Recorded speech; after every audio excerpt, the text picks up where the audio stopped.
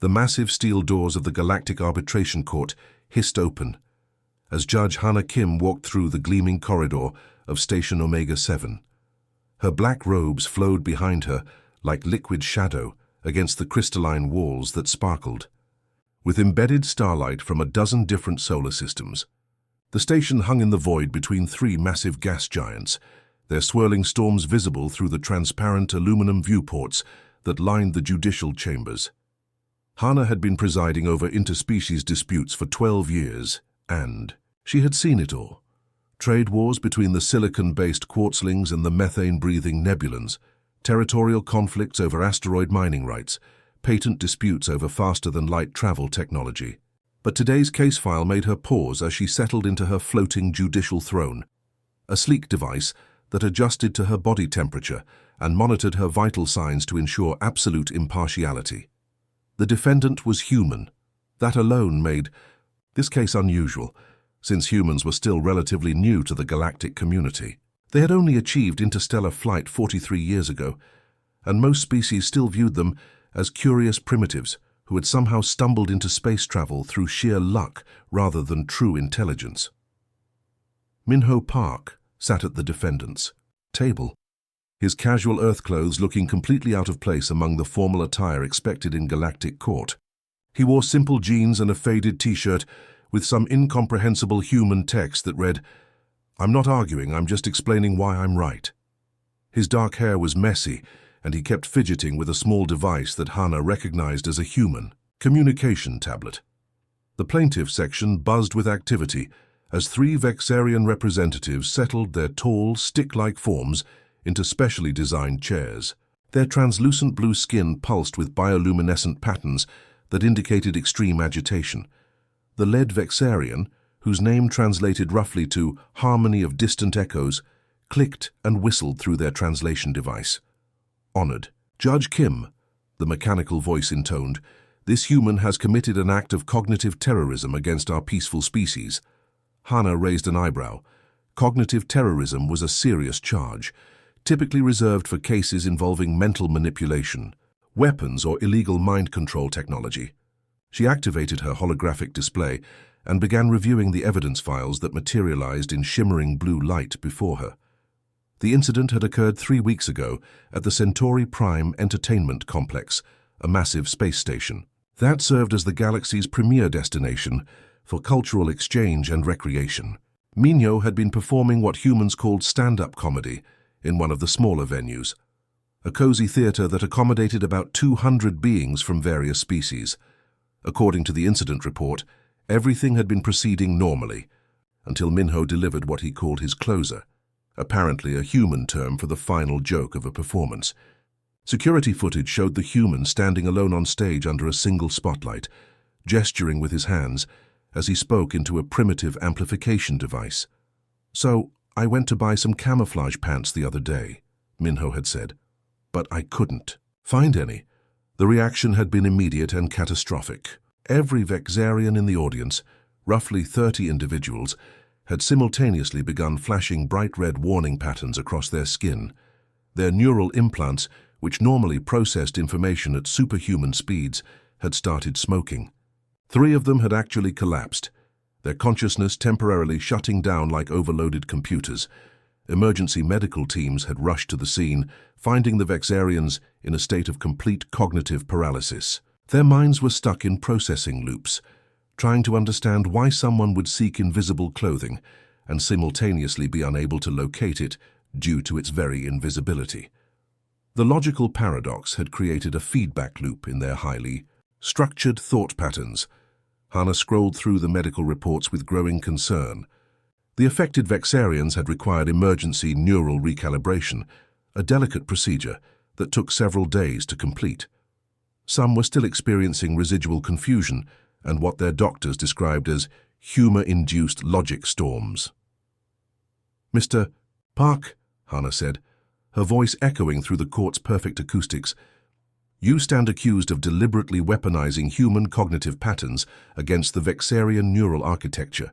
How do you plead?" Minho stood up, looking genuinely confused. "Your Honor, I was just telling jokes. I had no idea that anyone would get hurt. I mean, it's comedy. It's supposed to make people happy, not send them to the hospital. The lead Vexarian's skin flashed angry orange. Happy? This human speaks of happiness, while our scholars still cannot comprehend the logical structure of his verbal assault. Our greatest minds have been analyzing his statement for weeks, and it has created a permanent rift in our understanding of reality. Hannah reviewed the legal precedents displayed on her screen. Cultural disruption carried a standard fine of 50,000 galactic credits, plus damages to the affected parties. The case seemed straightforward enough. The human had caused measurable harm to multiple individuals through his actions, regardless of intent. "Mr. Park," she said coldly, "intention is irrelevant under Universal Law Article 847. You have caused documented neurological damage to 37 individuals. This court finds you guilty of cultural disruption and sentences you to pay 50,000 credits in fines, plus medical expenses for all affected parties." Minho's face went pale. "But, Your Honor, I'm just a comedian. I don't have that kind of money, and I still don't understand what I did wrong." Hannah banged her ceremonial gavel, a crystalline device that rang like a bell throughout the chamber. "The defendant will arrange payment within 30 standard days or face imprisonment. This court is adjourned." As the various beings filed out of the courtroom, Hannah couldn't shake the feeling that something about this case didn't add up. But the law was clear, and she had sworn an oath to uphold it without bias or sentiment. She gathered her files and prepared to move on to the next case, unaware that her decision would soon reveal something extraordinary about humanity's place in the galaxy. 3 days after the trial, Judge Hannah Kim was reviewing case files in her private chambers when her door chimed with an urgent priority signal. She looked up from her holographic displays to see Station Commander Jiho Lee standing in her doorway, his usually calm expression replaced by something that looked almost like excitement, mixed with concern. "Commander Lee," Hannah said, gesturing to the floating chair across from her desk. "What brings you here? I hope there isn't another incident with the human comedian." Jiho settled into the chair, which automatically adjusted to his height and weight. Behind him, through the massive viewport that dominated one wall of Hannah's office, the binary stars of the Kepler system cast dancing shadows across the room, as they orbited each other in their eternal cosmic dance. "Actually, Judge Kim, that's exactly why I'm here," Jiho said, pulling out a data tablet that glowed with classified military encryption codes. "I've been reviewing the incident reports from Minho Park's performance, and I think you need to see something that wasn't included in the court proceedings." Hannah raised an eyebrow. As station commander, Jiho had access to information that even she didn't see in standard judicial cases. His background in xenobiology and interspecies relations made him one of the few humans qualified to run a galactic station like Omega-7. "Show me," she said, leaning back in her chair. Jiho activated his tablet, and a 3-dimensional hologram appeared above Hannah's desk. It showed a detailed scan of brain activity, with different colored patterns flowing through what looked like neural pathways. "This is a human brain processing humor," Jiho explained, pointing to areas that pulsed with golden light. "Watch what happens when a typical human hears a joke." The hologram shifted to show the moment of understanding, and Hannah watched in fascination as the brain patterns suddenly exploded into complex webs of connection, linking seemingly unrelated areas in rapid succession. "Now," Jiho continued, "here's a Vexarian brain processing the same information." The display changed to show a completely different structure, more organized, more linear, with information flowing in neat, predictable channels. But when the joke was introduced, the orderly patterns began to fracture and spiral into chaos. "Their neural architecture is built for efficiency and logical processing," Jiho explained. "When they encounter human humor, which relies on sudden cognitive shifts, unexpected connections and logical contradictions, their minds literally cannot compute it. It's like trying to run advanced Earth software on a basic calculator." Hannah studied the displays with growing amazement. "Are you telling me that human humor is actually too complex for other species to understand?" "Not just complex," Jiho said, bringing up another set of data. "Look at these cognitive tests we've been running on various species throughout the galaxy. The hologram now showed a comparison chart with dozens of different alien species. Hana recognized most of them: the crystalline Lithons, the gaseous nebula collective, the machine hybrid techno syndicate, and many others. Every single species. We've tested shows the same pattern, Jiho continued. They excel in specific areas. The Lithons can perform mathematical calculations that would take our best computers hours to complete. The nebulas can process atmospheric data from entire planets simultaneously. The Techno Syndicate can interface directly with quantum computers. But, Hana prompted, sensing there was more. But humans are the only species that shows high-level cognitive flexibility across multiple domains simultaneously, Jiho said, his voice filled with a mixture of pride and wonder. We're not the best at any one thing, but we're the only species that can rapidly shift between different types of thinking, make unexpected connections, and process contradictory information without cognitive breakdown. Hana stood up and walked to the viewport, watching a small fleet of cargo ships navigating between the station's docking arms. Each ship was from a different species, their designs reflecting their creators' unique approaches to engineering and aesthetics. So when Minho told that joke about camouflage pants, she said slowly, he wasn't just making people laugh. He was demonstrating a cognitive ability that most of the galaxy doesn't possess. Exactly, Jiho replied. Think about what that joke requires. First, you have to understand the concept of camouflage, something designed to be invisible. Then you have to realize the logical contradiction of trying to find something that's supposed to be invisible. Then you have to appreciate the humor in that contradiction. And finally, you have to understand that the whole thing is absurd because you can't actually buy pants that make you invisible. Hana turned back to face him. That's 4 different levels of abstract thinking happening almost instantaneously. And humans do it without even trying, Jiho nodded. It's as natural to us as breathing. But for species like the Vexarians, each level of that cognitive process requires conscious effort and significant neural resources.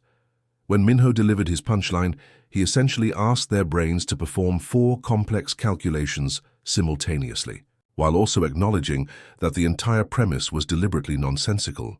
The implications were staggering. Hana had sentenced Minho for what she thought was careless behavior, but in reality, he had simply been demonstrating one of humanity's greatest evolutionary advantages.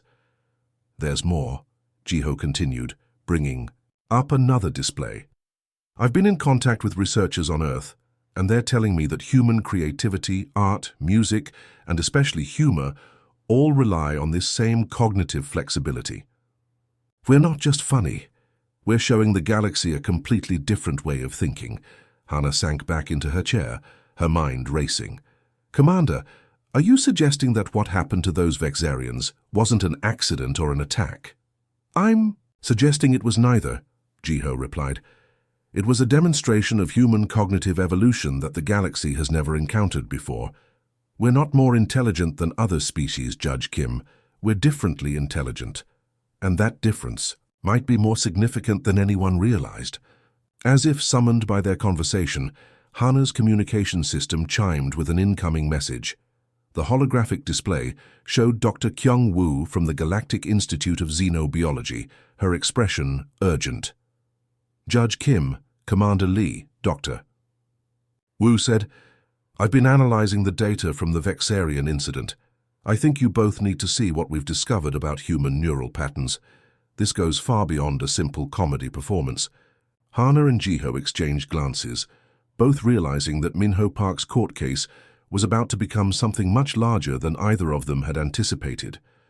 The emergency session of the Galactic Arbitration Court buzzed with unprecedented activity. Species representatives from across the galaxy had gathered on Station Omega-7, their diverse forms creating a spectacular display of evolutionary diversity. Crystalline beings clinked softly as they moved, while gaseous entities swirled in contained, atmospheric suits. Multi-armed traders gestured excitedly, and silicon-based lifeforms hummed with electrical anticipation. Judge Hana Kim called the session to order, her voice cutting through the multilingual chatter that filled the grand chamber. At the center, Of it all stood Dr. Sumi Choi, Earth's leading xenoneurologist, who had arrived aboard the fastest human research vessel in the fleet. Her transport ship, the Discovery, still glowed from atmospheric entry as it sat docked at the station's primary bay. Your Honor, Dr. Choi began, activating a massive holographic display that materialized above the courtroom floor. What we've discovered about human cognitive architecture will fundamentally change how the galaxy understands intelligence itself. The hologram showed a rotating three-dimensional model of a human brain, its neural networks pulsing with different colored lights. Beside it appeared the brain structures of 12 different alien species, each unique in design and function. For the past 72 hours, Dr. Choi continued, our research team has been analyzing the neural patterns of every species affected by Mr. Park's comedy performance. What we found challenges everything we thought we knew about consciousness and humor. She gestured, and the display zoomed in on specific regions of the human brain. These areas here, the prefrontal cortex, the anterior cingulate, and the temporal lobes, work together in ways that appear to be completely unique to human evolution. When we process irony, sarcasm, or conceptual humor, these regions create what we call cognitive bridges, rapid connections between seemingly unrelated concepts. A Vexarian delegate's skin flashed confused purple patterns. Dr. Choi, our scholars have studied your human comedy for weeks. We still cannot comprehend how your species finds logical contradictions amusing rather than distressing. Dr. Choi smiled, an expression that caused several alien species to adjust their translation devices, still puzzled by the facial gesture's significance. That's exactly the point. Watch what happens when I tell a simple joke to a mixed audience. The holographic display shifted to show real-time brain scans from various species in the courtroom. Dr. Choi cleared her throat and spoke into her microphone. Why don't scientists trust atoms? Because they make up everything. The results were immediately visible on the display. Human brains in the audience lit up like fireworks, showing cascading connections as they processed the wordplay, understood the scientific reference, and appreciated the absurdity. But the alien brain patterns showed something completely different. The Vexarian neural networks began cycling in tight loops, trying to process why atomic particles would be inherently untrustworthy. The Lythan crystalline minds sparked with confusion as they attempted to calculate the mathematical probability of atoms being deceptive. The Nebula Collective's gaseous consciousness swirled in agitation, unable to comprehend why fabrication and atomic composition were being connected. You see, Dr. Choi explained as the brain scans continued their dramatic display, human humor requires what we call parallel processing paradoxes. We can simultaneously hold contradictory ideas in our minds, appreciate their impossibility, and find joy in that impossibility. This isn't just intelligence, it's a completely different form of consciousness. Commander Ji-Ho Lee stood up from his observation seat. Dr. Choi, are you saying that humans evolved differently from every other species in the galaxy? Not just differently, Dr. Choi replied, bringing up a new set of data that showed evolutionary timelines. Earth's unique evolutionary pressures created something unprecedented, while other species specialized, becoming better at math, or engineering or energy manipulation. Humans developed cognitive flexibility as our primary survival trait. The display now showed Earth's turbulent history, ice ages, volcanic eruptions, climate changes, and mass extinctions. Our planet threw everything at us, Dr. Choi continued. Constantly changing environments meant that rigid thinking patterns would get you killed. The humans who survived were the ones who could adapt their thinking, find creative solutions, and yes, use humor to cope with impossible situations. A delegate from the Techno Syndicate, their mechanical voice crackling through built-in speakers, asked, "But surely this cognitive flexibility has limitations. Our processing speeds exceed human capabilities by factors of thousands." Dr. Choi nodded, pulling up processing speed comparisons. You're absolutely right. In linear processing, memory storage, and computational speed, humans rank near the bottom of galactic intelligence scales. But watch this. She displayed a complex problem that had been presented to various species, designing a transportation system for a planet with unpredictable gravity fluctuations, hostile weather patterns, and terrain that changed daily. The Lythans calculated optimal mathematical solutions for each individual challenge, Dr. Choi explained. The Techno Syndicate created perfectly efficient mechanical responses. The Nebula Collective designed atmospheric adaptation systems, all brilliant solutions for stable, predictable environments. The display shifted to show the human solution, but humans approached it completely differently. We didn't try to solve each problem separately. We created a system that assumed everything would go wrong simultaneously and found ways to make that chaos work in our favor. The human design was unlike anything the other species had conceived, a modular, adaptive system that seemed almost alive in its ability to reconfigure itself. It wasn't the most efficient or the most elegant, but it was the only design that could handle every possible combination of problems at once. "This is what human humor represents," Dr. Choi said, her voice filled with growing excitement. "It's not just entertainment. It's evidence of our species' ability to find patterns and meaning in chaos, to make connections that shouldn't exist, and to thrive in uncertainty." Judge Hana Kim sat in stunned silence as the implications became clear. Around the courtroom, representatives from dozens of species were frantically updating their databases and communication protocols. "Dr. Choi," Hana said slowly, "are you telling this court that when Mr. Park performed his comedy routine, he wasn't disrupting Vexarian culture? He was demonstrating a cognitive ability that represents millions of years of unique human evolution?" "Exactly, Your Honor," Dr. Choi replied. "And more than that, we believe this cognitive flexibility might be the key to solving problems that have stumped the galaxy's greatest minds for centuries. Human humor isn't primitive or crude.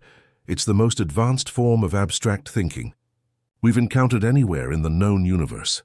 The courtroom erupted into a cacophony of sounds as every species tried to process this revelation simultaneously. Hana realized that her simple court case had just become the most important scientific discovery in galactic history.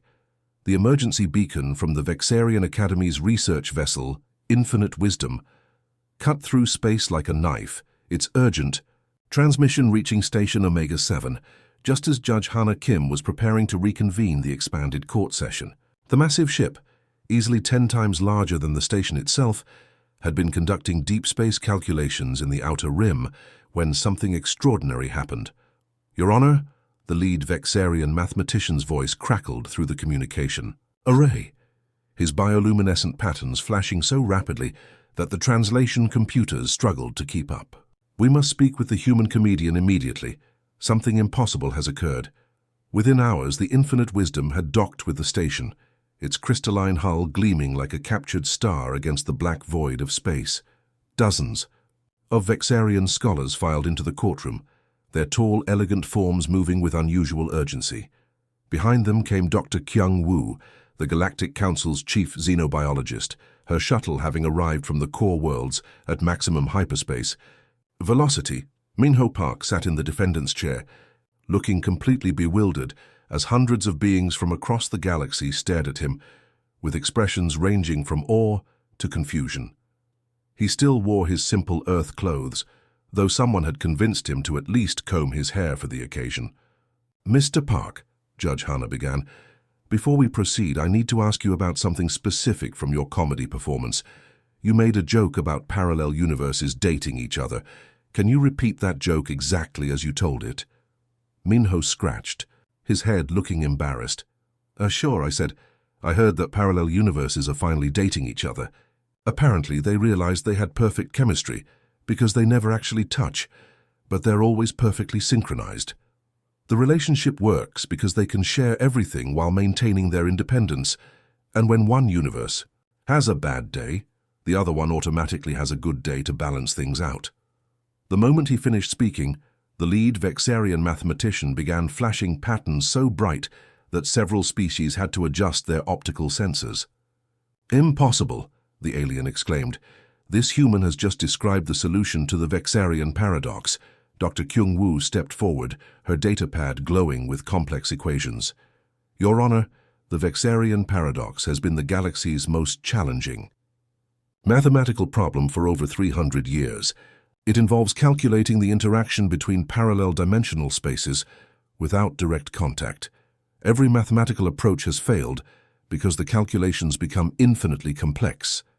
She activated a holographic display that filled the entire courtroom with swirling mathematical formulas, each one containing thousands of variables and functions. The problem is that when you try to calculate how parallel dimensions interact, you create feedback loops that make the equations unsolvable. But Mr. Park's joke contains a conceptual framework that breaks through this mathematical barrier. Minho looked around the courtroom in complete confusion. I'm sorry, what? I was just making a joke about relationships. I don't know anything about math or parallel dimensions. That's exactly the point, Dr. Kyung-woo exclaimed, her excitement growing. Your human brain didn't approach this as a mathematical problem. You approached it as a relationship dynamic, which allowed you to intuitively understand concepts that our most advanced computers couldn't calculate. The holographic display shifted to show Minho's joke translated into mathematical language. Where the Vexarian equations had created impossible loops, the human approach had created elegant bridges between dimensional spaces. Look at this, Dr. Kyung-woo continued, pointing to specific parts of the equation. When Mr. Park talked about parallel universes sharing everything while maintaining independence, he was describing quantum entanglement across dimensional barriers. When he mentioned one having a bad day while the other has a good day, he was describing dimensional equilibrium theory. And the part about perfect chemistry without touching. That's the key to non-contact interdimensional resonance, a delegate. From the Silicon Collective, their metallic voice resonating through the chamber's acoustics asked, "But how is this possible? Our analysis shows that Mr. Park has no formal education in advanced mathematics or dimensional physics." Dr. Kyung-woo brought up a new display, showing comparative brain scans from dozens of species. This is what makes human cognition so remarkable. While our species developed specialized intelligence, mathematical precision, logical processing, computational speed, humans developed something entirely different. They developed metaphorical thinking. The display zoomed in on specific regions of human neural activity. When Mr. Park created his joke about parallel universes dating, his brain was making connections that no other species would attempt. He was treating abstract mathematical concepts as if they were living beings with emotions and relationships. This metaphorical approach allowed him to sidestep the mathematical barriers that have trapped our greatest minds for centuries. Commander Ji-ho Lee stood up from his observation seat. Dr. Wu, are you saying that human humor is actually a form of advanced problem-solving? More than that, Dr. Wu replied, bringing up historical data from Earth. Human evolution created a species that survives by finding unexpected connections. Your myths, your art, your music, your literature, they're all examples of your ability to bridge seemingly impossible gaps in logic and understanding. The Vexarian mathematicians' patterns had shifted to deep blue, indicating profound contemplation. Dr. Wu, our academy has been working on 13 other impossible mathematical theorems. If human cognitive patterns can solve the Vexarian paradox, perhaps... Exactly, Dr. Wu nodded. We've already begun analyzing other human cultural expressions. A human children's song about a spider climbing up a water spout appears to contain the framework for understanding recursive probability loops. A joke about a chicken crossing a road has implications for transgalactic navigation theory. Minho raised his hand tentatively. Excuse me, but are you telling me that my stupid jokes are somehow solving galaxy-level math problems? Judge Hana Kim looked at the comedian with new understanding. Mr. Park, what we're discovering is that what you call stupid jokes represent one of the most sophisticated forms of intelligence in the known galaxy. Your species doesn't just think differently, you think in ways that can solve problems the rest of us can't even approach. The implications were staggering. Around the courtroom, representatives from hundreds of worlds were frantically updating their understanding of human capabilities. Research requests were already flooding in from across the galaxy. Your Honor, Dr. Kyung-woo said, I formally request that all charges against Mr. Park be dropped and that he be designated as a cognitive heritage treasure under galactic preservation law. What he represents isn't cultural disruption, it's the next evolution of galactic intelligence. As Hannah prepared to render her verdict, she realized that this case had revealed something that would change the galaxy forever. Humanity's greatest strength wasn't their technology or their determination, but their ability to find meaning and solutions in the most unexpected places. The gavel in Judge Hannah Kim's hand felt heavier than usual as she prepared to deliver what would become the most important verdict in galactic judicial history. The courtroom had been expanded to accommodate representatives from over 200 worlds, their diverse forms creating a spectacular assembly that stretched beyond the chamber's original capacity. Floating platforms held gaseous beings, while crystalline entities positioned themselves near the light sources they needed to maintain their energy levels. After careful consideration of all evidence presented, Hannah began, her voice carrying across the vast chamber through dozens of translation devices. This court finds that the charges against Minho Park must be completely reversed. A wave of surprised sounds rippled through the audience, clicks from the insectoid delegates, harmonic tones from the crystal beings, and electronic beeps from the mechanical species.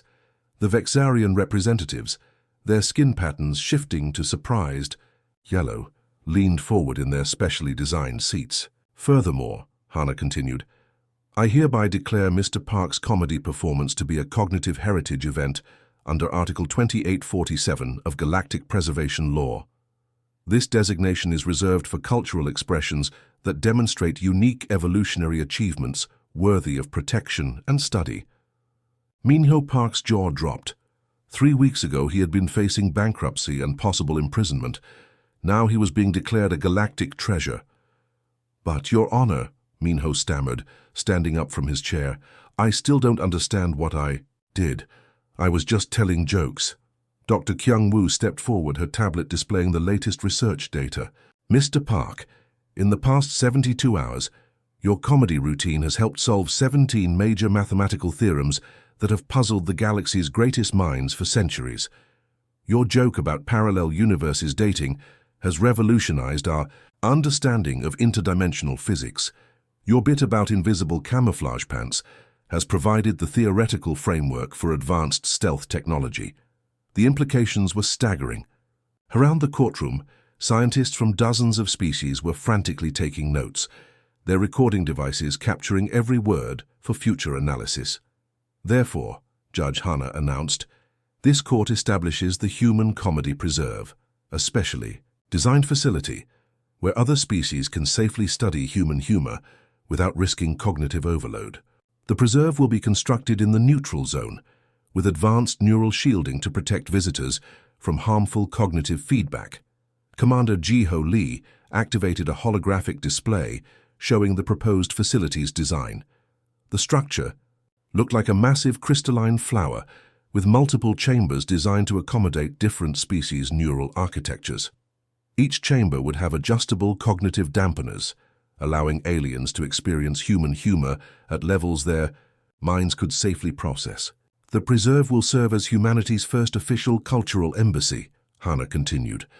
And Mr. Park, if you accept, you will become the galaxy's first human cultural ambassador. Minho looked around the courtroom, his expression shifting from confusion to wonder. You want me to teach aliens how to be funny? Not exactly, Dr. Kyung-woo explained. We want you to continue being yourself. Your natural human thought processes, your creativity, your ability to make unexpected connections. These are gifts that could benefit the entire galaxy. We're not asking you to change. We're asking you to share what makes you human. The lead, Vexarian mathematician, his patterns now glowing with excited blue light, stood up. Mr. Park, our academy has prepared a list of 300 unsolved mathematical problems. If your comedy could address even a fraction of these, it would advance galactic science by thousands of years. A delegate from the Techno Syndicate, their mechanical voice crackling with interest, added, Our engineering core has been stuck on fusion drive efficiency calculations for decades. Perhaps human humor could provide the breakthrough we need. Within hours, the courtroom had transformed into an impromptu planning session. Representatives from across the galaxy were volunteering resources, funding, and expertise to build the human comedy preserve. The project had become a galactic priority, with species that had been enemies for centuries working together to understand human cognitive patterns. 6 months later, the preserve opened to its first visitors. The facility orbited a binary star system, its crystalline structure refracting light into spectacular rainbow patterns that could be seen from several light years away. Inside, Minho Park stood on a specially designed stage, telling jokes to an audience that included floating gas clouds, crystalline mathematicians, and mechanical beings with processing speeds that exceeded human supercomputers. So a photon walks into a hotel, Minho began. His voice carried through the chamber's advanced translation systems. The bellhop asks, "Can I help you with your luggage?" The photon says, "No thanks, I'm traveling light." The audience's reactions were carefully monitored by teams of xenobiologists. The Vexarians' neural patterns showed controlled excitement rather than the dangerous overload they had experienced before. The crystalline beings resonated with harmonic frequencies that indicated deep appreciation. Even the mechanical species displayed what could only be described as digital laughter. But the real magic happened in the research laboratories beneath the preserve. Teams of scientists worked around the clock, analyzing each joke, each punchline, each moment of human creativity. They discovered that human humor contained solutions to problems they hadn't even known they were trying to solve. Minho's joke about the photon traveling light had sparked a breakthrough in faster-than-light communication theory. His routine, about a time-traveling comedian who kept arriving at the wrong century, had provided the key to temporal navigation equations. Even his most ridiculous puns contained mathematical relationships that advanced galactic understanding. Judge Hana Kim visited the preserve on its first anniversary, watching from an observation deck as Minho performed for an audience of the galaxy's most brilliant minds. The former defendant now wore specially designed clothes that incorporated elements from dozens of alien cultures, a visual representation of his role as humanity's cultural bridge to the stars. "You know what's funny?" Minho said to his audience, of alien scientists. "A year ago I thought I was just a guy telling jokes. Now I find out I'm actually performing advanced mathematics. I guess that explains why I never got a girlfriend. I was too complex for most people to understand." The laughter that followed wasn't just appreciation for humor. It was the sound of the galaxy celebrating humanity's unique gift to the universe. Hana realized that what had started as a simple court case had become something far greater, proof that sometimes the most important discoveries come from the most unexpected places.